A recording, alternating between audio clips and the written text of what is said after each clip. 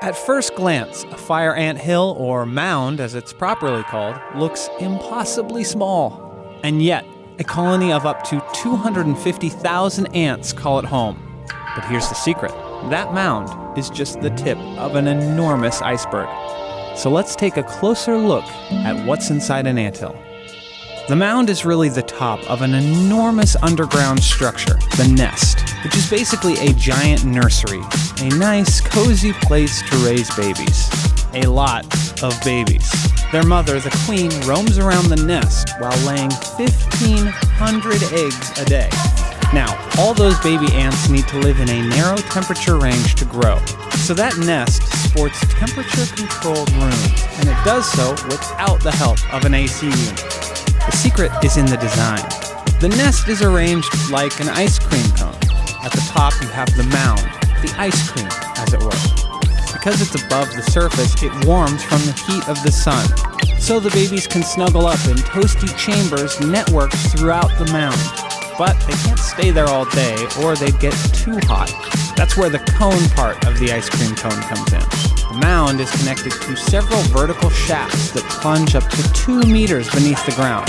That's taller than most humans. Throughout the day, adult ants ferry the babies up and down the shafts, chasing that perfect temperature for their young charges. The nest also sports dozens of tapering tunnels that branch off from these main shafts. These connect to small chambers where the ants rest, eat, and feed the babies until it's time to move the little ones once again. Now, there's one more type of tunnel inside the nest, but only a few ants ever use it. You see, someone needs to find food for the rest of the colony, but running around outside the nest is dangerous business. That's where forager tunnels come in. These are a couple of horizontal passages buried just a few centimeters from the surface. But they run throughout the entire territory, which can cover up to 185 square meters of land. By scurrying through these passageways, scouts can stay underground as long as possible.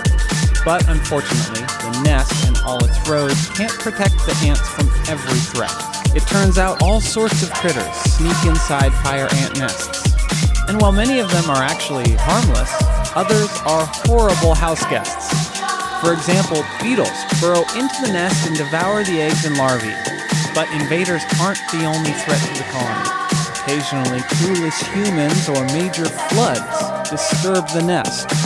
And when that happens, the fire ants have only one option: leave. Once a year, on average, the colony will move out and build an entirely new nest from scratch. And best of all, they only need a few days to do it. That's right, practically overnight, meters upon meters of tunnels can pop up in your yard.